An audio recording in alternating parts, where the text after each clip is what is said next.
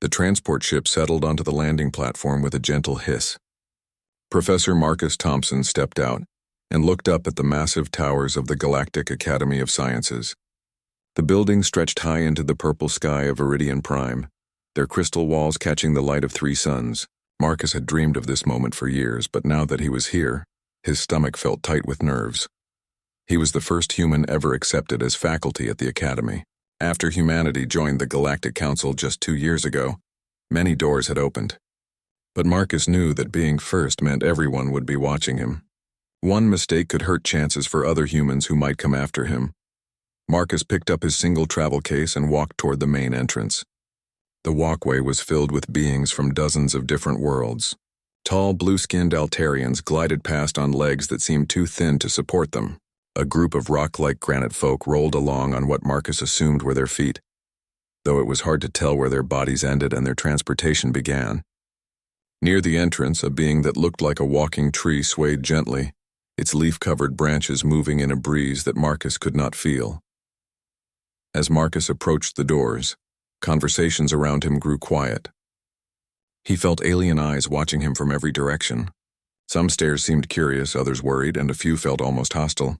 Marcus kept his face calm and walked through the sliding doors into the Academy lobby. The inside was even more impressive than the outside.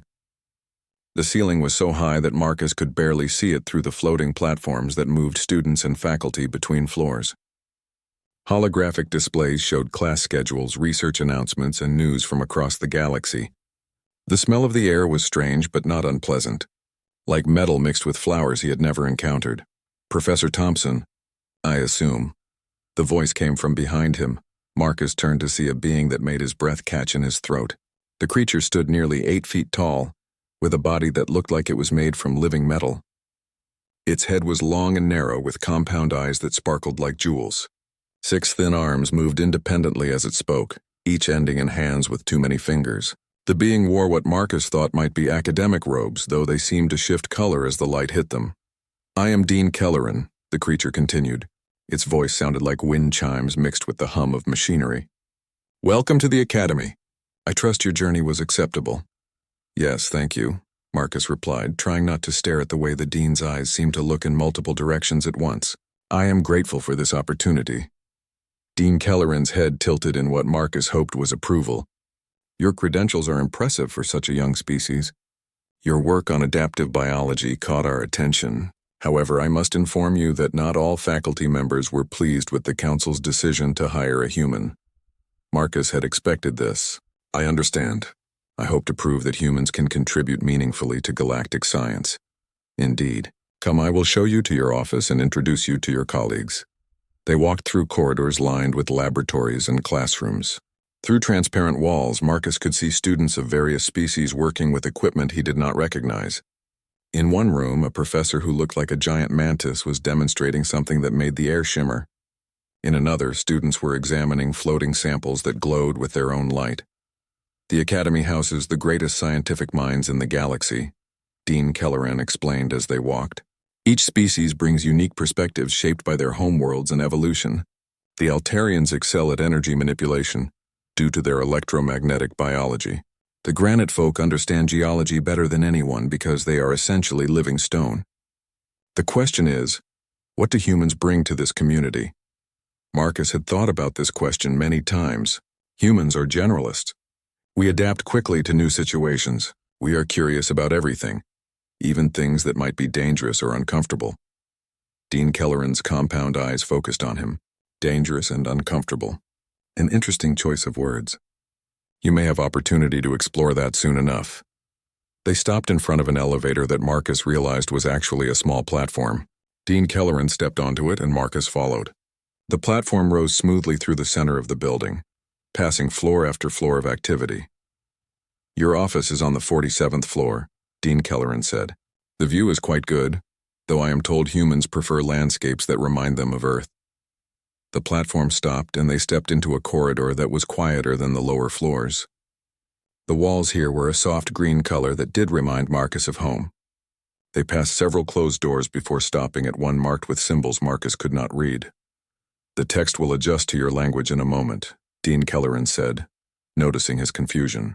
As they watched, the symbols shifted and changed until they read, Professor M. Thompson, Xenobiology Department. Dean Kelleran opened the door to reveal a modest office with a desk, chairs, and a large window. The view showed the academy grounds stretching out below, with the alien city of New Veritas in the distance. Mountains that looked like they were made of colored glass rose beyond the city. Your first faculty meeting is tomorrow at what you would call 9 in the morning, Dean Kelleran said. I should warn you that Professor Valdris specifically requested your attendance. He heads our Dangerous Species Research Division. Something in the dean's tone made Marcus look up from the window. Is there something I should know about Professor Valdris? Dean Kelleran was quiet for a moment. When he spoke, his voice was even more careful than before. Professor Valdris has very strong opinions about the practical applications of biological research. He believes that understanding dangerous creatures is key to galactic security. Some faculty find his methods intense. What kind of methods? You will see tomorrow. I will say this, Professor Thompson. In your file, you listed bravery as one of humanity's notable traits. You may have chance to demonstrate that quality sooner than expected. Dean Kelleran left Marcus alone in his new office. Marcus sat in the chair behind his desk and looked out at the alien landscape. The 3 suns were setting, casting strange shadows across the crystal mountains. Somewhere in this building was a professor who studied dangerous creatures using intense methods. Tomorrow Marcus would meet this Professor Valdris and learn what he meant. Marcus opened his travel case and began arranging his few belongings on the desk. A picture of Earth taken from space, a small cactus plant from his home in Arizona, a notebook filled with his research ideas. These simple things looked very small and ordinary in this place of alien wonders. But Marcus had not come here to hide behind familiar things. He had come to learn, to explore, and to prove that humans deserved their place among the stars. Whatever Professor Valdris had planned for tomorrow, Marcus would face it with the curiosity and courage that had brought him this far. Outside his window, the stars began to appear in the purple sky. Most of them were completely unknown to him, but somewhere among them was a small yellow star with a blue planet that humans called home. Marcus was a long way from that world now, but he carried its spirit with him. Tomorrow would bring new challenges, new discoveries, and perhaps new dangers. Marcus was ready. Marcus woke early the next morning to the sound of 3 different alarms chiming outside his window. The academy had its own rhythm, different from anything on Earth. He dressed quickly and made his way to the faculty meeting room on the 30th floor.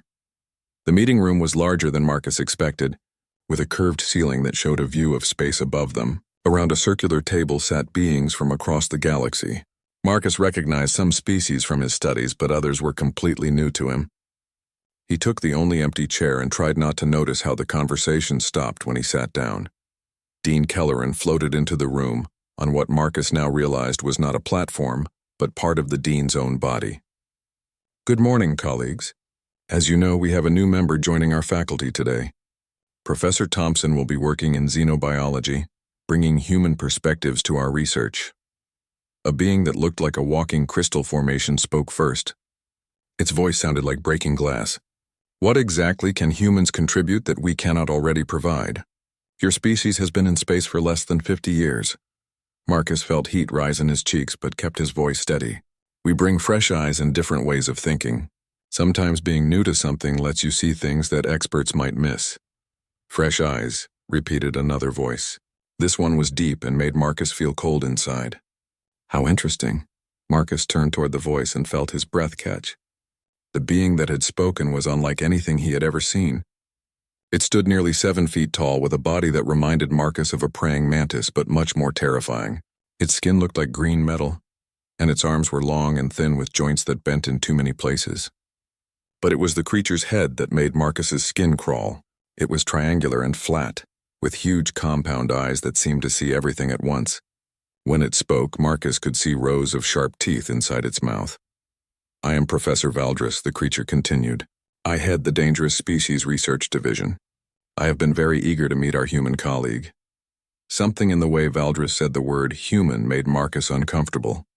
It sounded like the professor was tasting the word, deciding if he liked the flavor. Professor Valdris has requested that you visit his laboratory today, Dean Kelleran said. He wishes to show you his current research project. Marcus noticed that several other faculty members shifted in their seats when the dean said this. A few even moved their chairs slightly away from Valdris. The crystal being made a sound like wind through broken glass that Marcus thought might be nervous laughter. "I would be honored," Marcus said, though he was not sure that was true. The meeting continued with discussions about student projects and research funding. Marcus tried to pay attention, but he kept feeling Valdris watching him. Those compound eyes never seemed to blink, and Marcus could not tell exactly where the professor was looking. It was like being studied by a very large, very intelligent insect. When the meeting ended, Valdris approached Marcus. Up close, the professor was even more frightening. His breath smelled like metal, and something Marcus could not identify but did not like. "Come," Valdris said. "Let me show you what real xenobiology looks like." They left the meeting room and walked through corridors Marcus had not seen the day before. The walls here were thicker, and Marcus noticed that they passed through several security checkpoints. Each door required Valdris to place his hand on a scanner and speak his name. The deeper they went into the building, the quieter it became. "Tell me, Professor Thompson," Valdris said as they walked. "What do you know about fear?" The question surprised Marcus. Fear is an emotional response to danger. It helps creatures survive by making them avoid threats. A simple answer, Valdris replied. But fear is so much more than that. Fear is a tool. Fear is power. Fear can control entire populations. They stopped in front of a door that looked different from all the others. It was thicker and had warning symbols that Marcus could read in several languages. All of them said the same thing. Extreme danger. Authorized personnel only. What I'm about to show you, Valdris said, represents 20 years of research. It is the most perfect killing machine I have ever encountered. Valdris placed his hand on the scanner and the door opened with a deep hum. Beyond it was a laboratory unlike anything Marcus had seen. The room was huge with a ceiling that disappeared into darkness above. Most of the space was taken up by a massive containment unit, made of some material that seemed to absorb light. But it was not the containment unit that made Marcus step backward. It was what was inside it. The creature was enormous, at least 7 feet tall even while sitting. Its body was covered in scales that looked like black mirrors, reflecting the laboratory lights in strange ways. It had 4 arms, each ending in claws that looked like they could cut through steel. Its legs were powerful and built for running or jumping great distances. But the creature's head was what made Marcus's heart race. It was almost wolf-like but larger and more intelligent.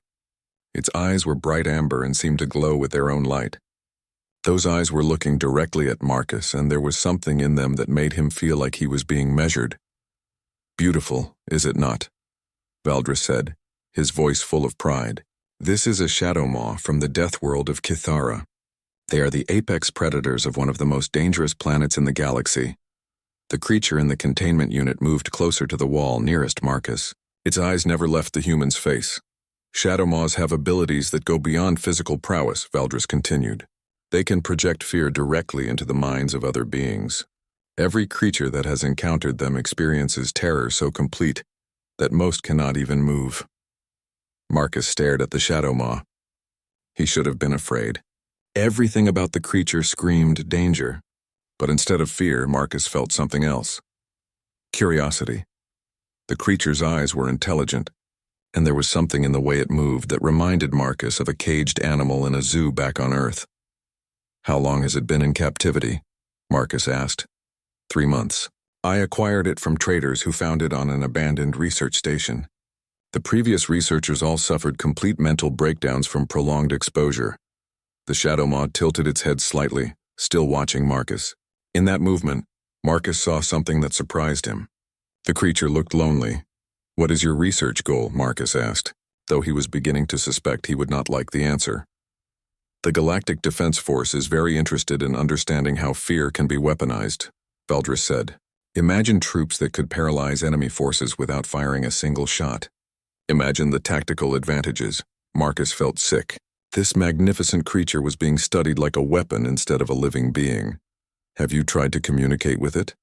Valdris made a sound that might have been laughter. "Communicate. It is a predator, Professor Thompson.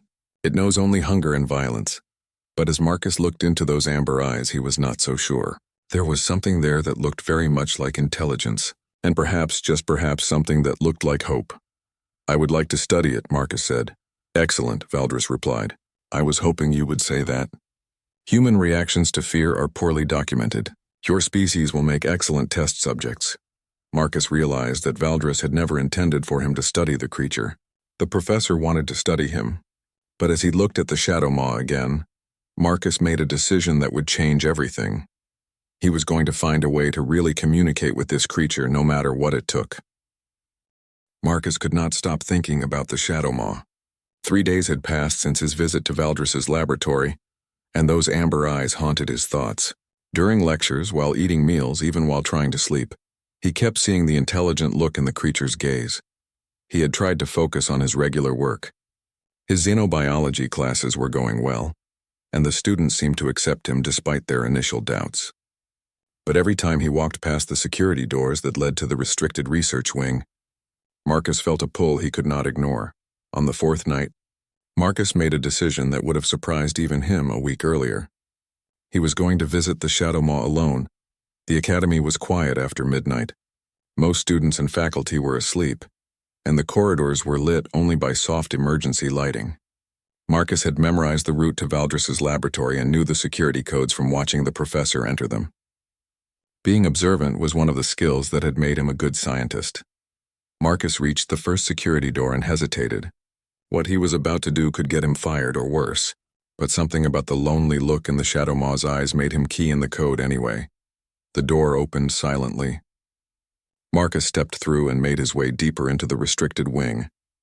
Each security checkpoint felt like crossing a line he could not uncross, but he kept going. Finally, he stood before the door to Valdris's laboratory. Marcus placed his hand on the scanner, hoping the system would accept him as an authorized visitor from his earlier tour. The scanner hummed for a long moment. Then the door opened with its deep mechanical sound. The laboratory was darker at night, lit only by the soft glow from the containment unit. Marcus stepped inside and immediately felt eyes watching him. The shadow maw was awake, sitting in the center of its prison, staring directly at him. "Hello," Marcus said quietly, feeling foolish for talking to a creature that probably could not understand him.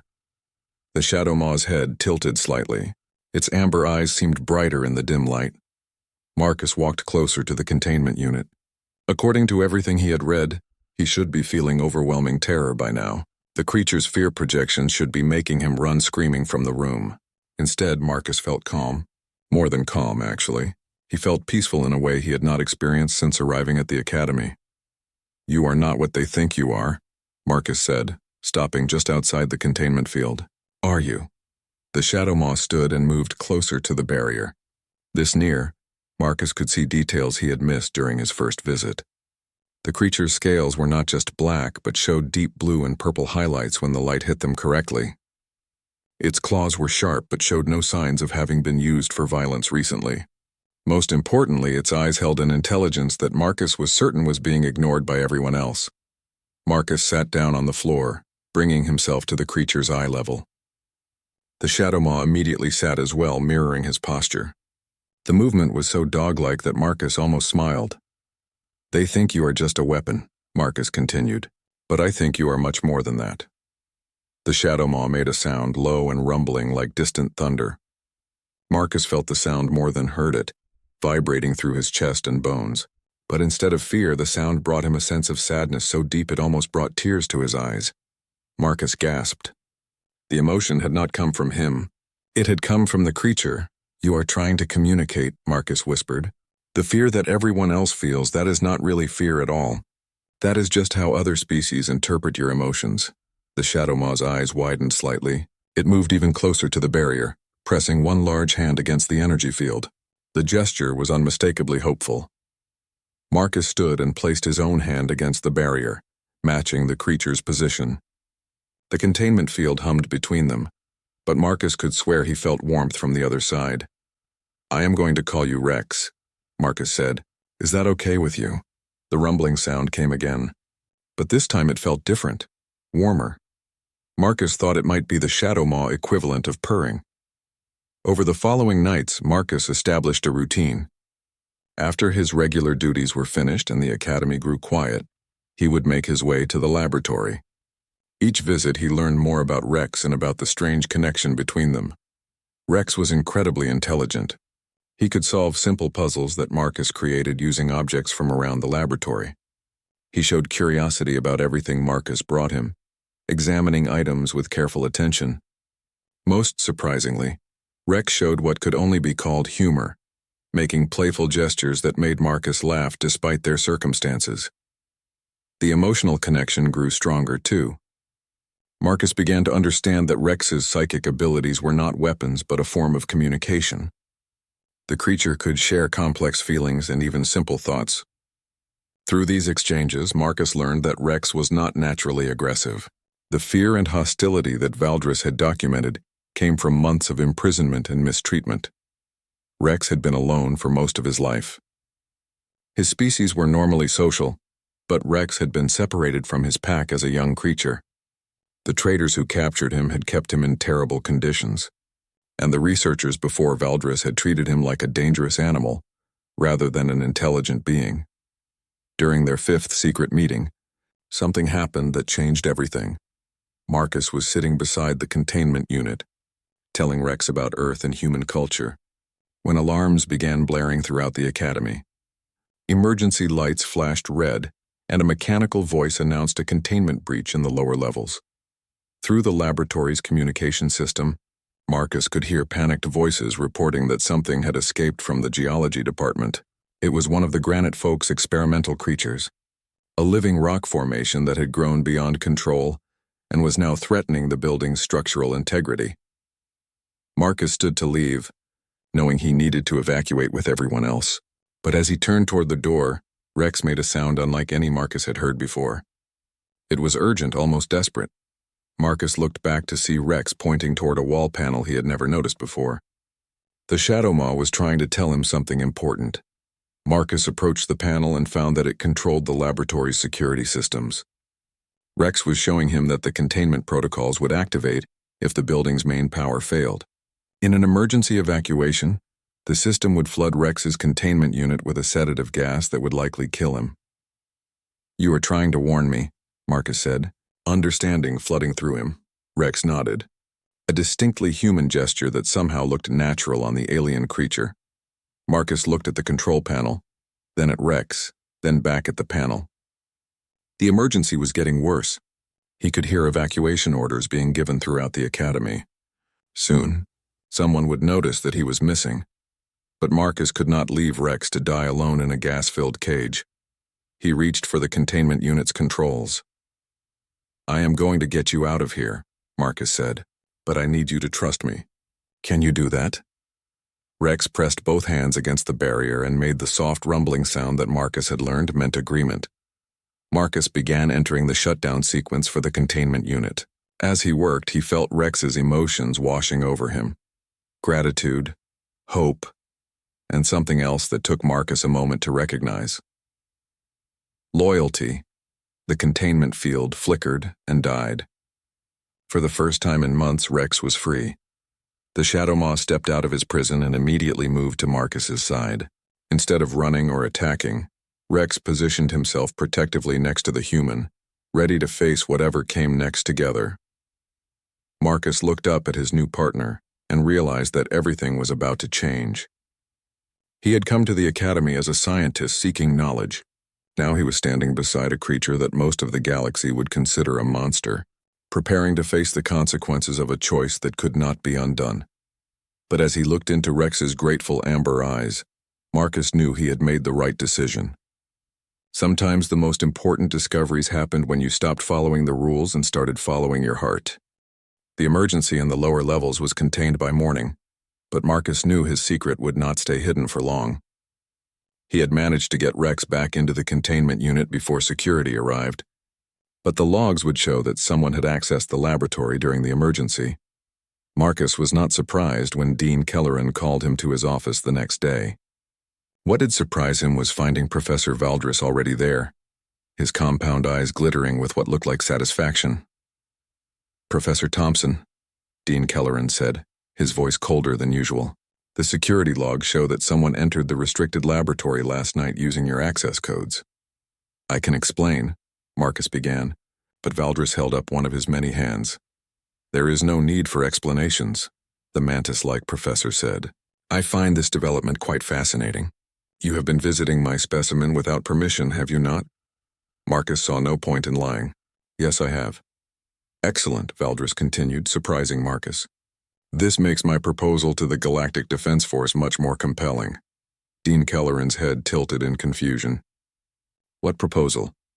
Valdris stood and began pacing around the room with movements that reminded Marcus of a hunting predator. "For weeks I have been documenting the unusual reaction between humans and the Shadow Maw. Where other species experience paralyzing terror, humans seem remarkably resistant to the creature's fear projections." Marcus felt a chill run down his spine. "What are you suggesting?" "I am suggesting that humans could be the key to controlling dangerous creatures like the Shadow Maw," Valdris replied. "Imagine the tactical advantages. Human handlers could direct these creatures as living weapons against enemy forces." "That is not what is happening," Marcus said firmly. "Rex is not a weapon. He is an intelligent being." "Rex." Valdris made that sound that might have been laughter. "You have named it. How wonderfully human. This emotional attachment will make the demonstration even more convincing." "What demonstration?" Dean Kelleran asked, though his tone suggested he was beginning to understand. "I have arranged for military officials from the Galactic Defense Force to visit tomorrow," Valdris announced. "They wish to see how humans might be used to weaponize dangerous species. Professor Thompson's unauthorized interactions have provided me with perfect data." Marcus felt sick. "I will not be part of this. Rex is not a weapon to be demonstrated." "I am afraid you do not have a choice," Valdris said.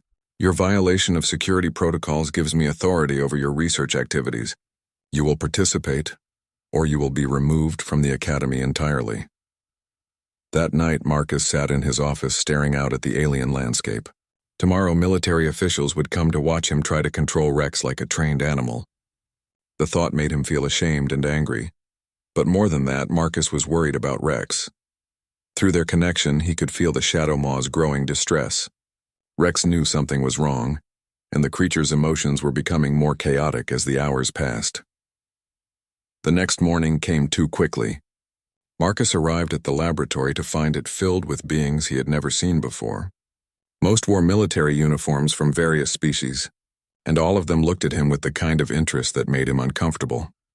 "Gentlemen," Valdris announced, "allow me to present Professor Thompson, our human specialist. He will demonstrate the potential for human-creature partnerships in military applications." Rex was agitated, pacing back and forth in his containment unit. The Shadow Maw's amber eyes found Marcus immediately, and the human could feel waves of confusion and fear coming from his friend. "The demonstration is simple," Valdris continued. "Professor Thompson will command the creature to attack the holographic targets we have prepared. This will show how humans might direct these weapons in combat situations." Marcus looked at Rex, then at the expectant faces of the military officials. "I cannot do this. Rex is not trained to attack on command, and I would not ask him to even if he were." "Rex." One of the officials, a tall being with blue skin and no visible mouth, spoke through a translation device. "You have given the creature a name. This suggests emotional compromise." "It suggests respect," Marcus replied. "Rex is intelligent and deserves to be treated with dignity." Valdris moved to the containment controls. "Perhaps you need motivation, Professor Thompson. The creature will perform, or it will face consequences." "What kind of consequences?" Marcus asked, though he feared the answer. "The kind that ensure compliance." Valdris activated a control that sent a pulse of energy through the containment unit. Rex roared in pain and anger, a sound that made every being in the room except Marcus step backward. "Stop!" Marcus shouted. "You are hurting him."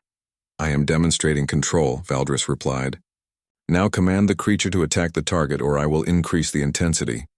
Marcus looked at Rex, who was pressed against the far wall of the containment unit, breathing heavily.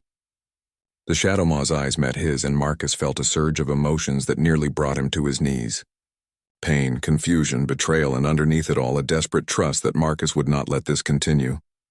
"No," Marcus said quietly. Then louder, "I said no. I will not be part of this." Valdris's compound eyes focused on him with laser intensity. "Then you leave me no choice." The Mantis professor reached for a different control, one that Marcus recognized as the emergency containment protocol. But instead of sedative gas, Valdris was preparing to flood the unit with something much worse. Marcus moved without thinking. He lunged for the containment controls and began entering the shutdown sequence as fast as his fingers could work.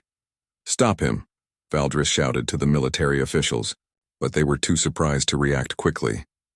The containment field flickered and died. Rex stepped out of his prison, and for a moment, the laboratory was completely silent. Then Rex did something that changed everything. The Shadow Maw opened his mouth and released a psychic scream unlike anything anyone in the room had ever experienced. But this was not the complex emotional communication that Marcus had learned to understand. This was pure primal terror directed at everyone except the human who had freed him. Every alien in the room, including Valdris and the military officials, collapsed to their knees. Some began crying. Others simply curled into protective positions and refused to move. The psychic assault was so intense that several of the officials lost consciousness entirely, but Marcus felt none of it. Instead, he felt Rex's protective fury and his determination to keep his human friend safe. Rex moved to stand beside Marcus, placing his massive form between the human and the cowering aliens. The message was clear. Anyone who wanted to hurt Marcus would have to go through the Shadow Maw first. "Call it off," one of the conscious officials managed to whisper. "Make it stop." Marcus looked around the room at the terrified beings who moments before had been eager to turn his friend into a weapon.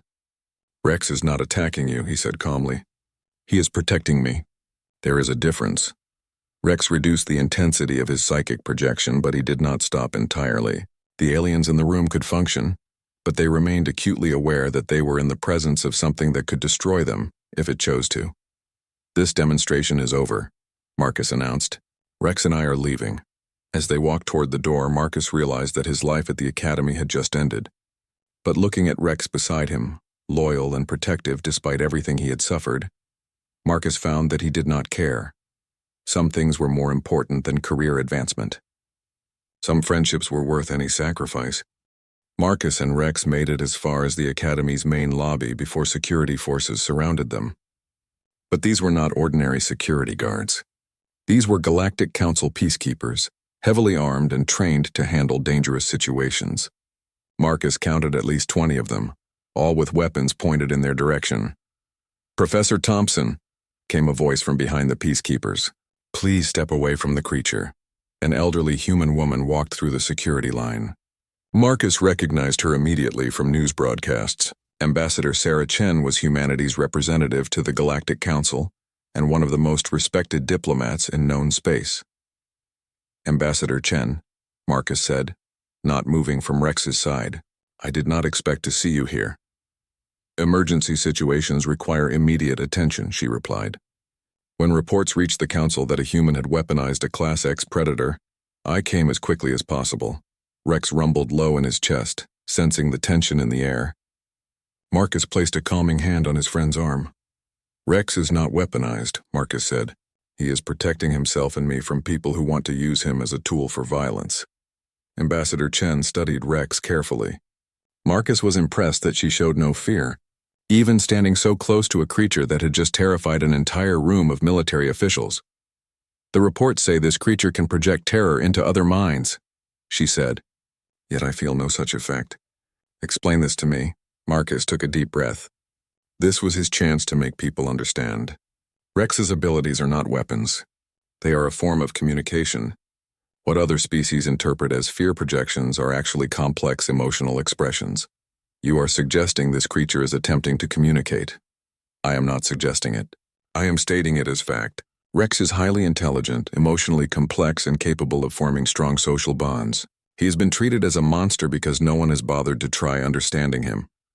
Ambassador Chen walked closer to Rex, who tilted his head and made a soft, questioning sound. "May I?" she asked Marcus. "Rex decides that, not me," Marcus replied. "Rex, this is Ambassador Chen. She represents humans in the galactic government." Rex looked at the ambassador for a long moment, then extended one clawed hand toward her. Ambassador Chen, showing remarkable courage, reached out and touched Rex's hand briefly. Marcus felt Rex's surprise and curiosity through their connection. The Shadow Maw was fascinated by meeting another human, and Ambassador Chen's calm confidence impressed him. "Remarkable," the ambassador said. I can sense his intelligence. There is definitely communication happening here, though I cannot interpret it as clearly as you seem to. Humans appear to have a unique neural pattern that allows us to understand Rex's psychic expressions, Marcus explained. What terrifies other species feels like normal emotional communication to us. This changes things significantly, Ambassador Chen said. She turned to address the peacekeepers. Lower your weapons. This creature is not the threat we were told it was. Ma'am, one of the peacekeepers said, our orders are to contain the Class X predator. Your orders are now to provide security while I conduct an investigation, she replied firmly. Anyone who interferes with my work will answer to the council directly. Over the next several hours, Ambassador Chen interviewed Marcus while Rex waited patiently beside them. Marcus explained everything, his secret visits to the laboratory, his growing understanding of Rex's intelligence, and the events that led to their current situation. Professor Valdris has been conducting research for potential military applications, Marcus concluded. He never tried to understand Rex as an individual. To him, Rex was always just a weapon to be studied. And what do you believe Rex wants? Ambassador Chen asked. Marcus looked at his friend, feeling the complex emotions that flowed between them. He wants what any intelligent being wants. Freedom, companionship, respect. He wants to be understood instead of feared. Ambassador Chen nodded slowly. I need to understand this connection you have with him. Can you show me? Marcus placed his hand on Rex's arm and opened himself to the psychic link they shared. Through their connection, he felt Rex's memories and experiences flow into his mind. Then gently, he shared these feelings with Ambassador Chen. She gasped as the emotions hit her. Rex's loneliness during years of captivity, his fear and confusion when researchers treated him like a dangerous animal, his growing hope when Marcus first showed him kindness, and most powerfully, his fierce loyalty to the human who had been his first real friend. He loves you, Ambassador Chen said quietly. In his way, he loves you like family. The feeling is mutual, Marcus replied. Ambassador Chen was quiet for several minutes, processing what she had experienced. Finally, she spoke again. There is something else, is there not? Something Rex has not told you directly. Marcus felt Rex's surprise at her perceptiveness. Through their link, new memories began to surface. Images of other shadow maws hidden in deep caves on distant worlds. Rex was not the last of his kind, as everyone believed. There are others, Marcus breathed. Rex knows where they are hiding. Rex nodded and shared more images. Small groups of shadow maws living in secret, afraid to reveal themselves because they knew other species saw them only as monsters. They had hidden for generations, watching their kind be hunted and captured by those who wanted to use their abilities. They are afraid, Marcus said, interpreting Rex's emotions. They have been hiding because they know what happens when they are discovered. Ambassador Chen looked thoughtful. What if we could change that? What if we could show the galaxy that shadow maws are not monsters but intelligent beings deserving of respect? Rex made an excited rumbling sound, and Marcus felt hope surge through their connection. You would help us, Marcus asked. I would help you help them help themselves, Ambassador Chen corrected. This partnership you have with Rex proves that cooperation is possible. If we can demonstrate that to the Galactic Council, we might be able to establish protections for his species. And Valdris. Ambassador Chen's expression hardened.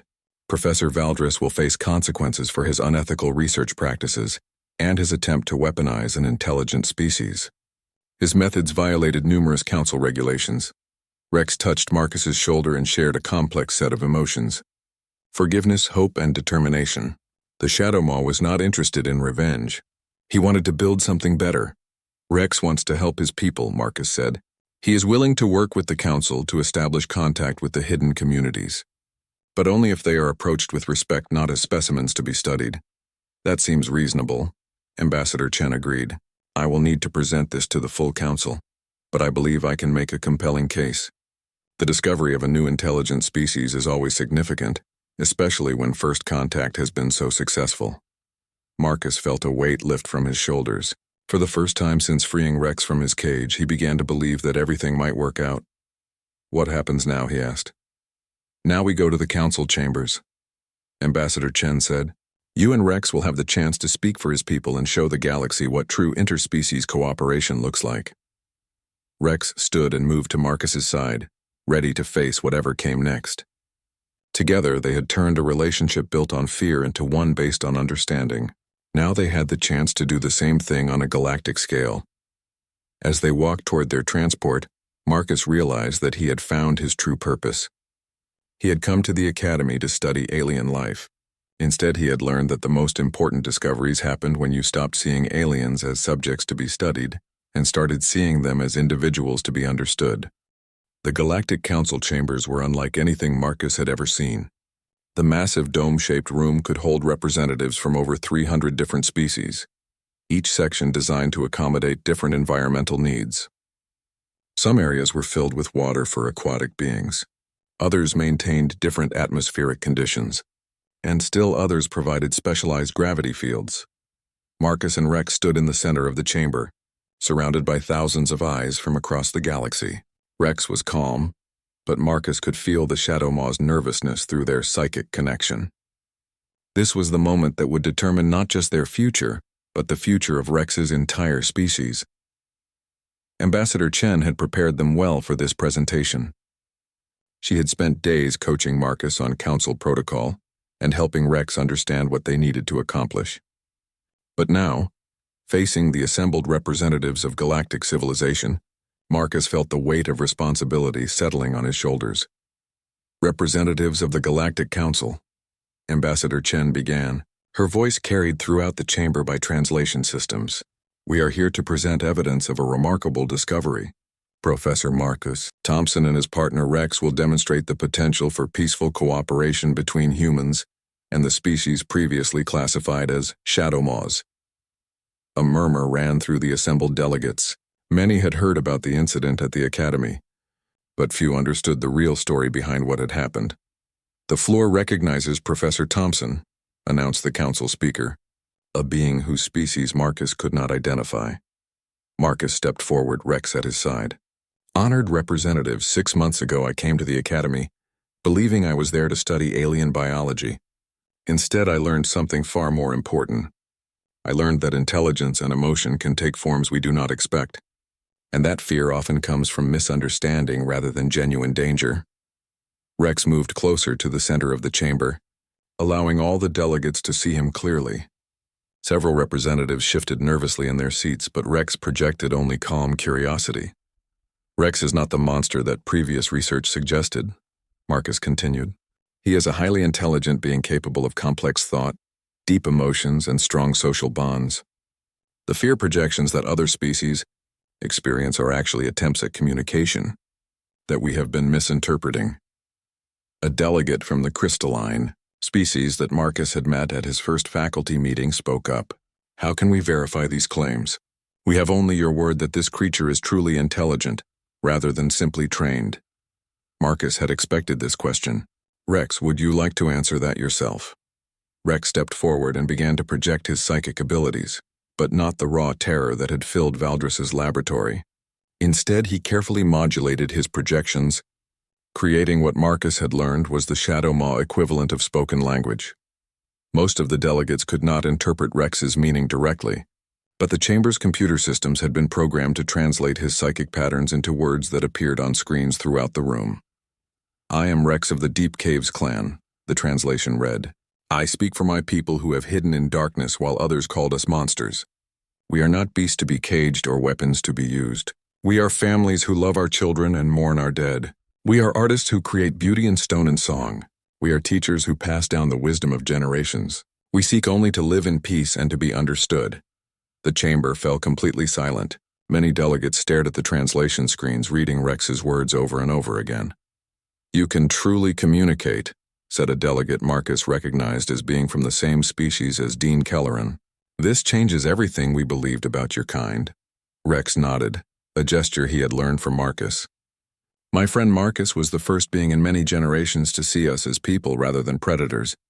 Through him, I learned that not all species wish us harm. Through him, I hope to build bridges between my people and yours. Ambassador Chen stepped forward.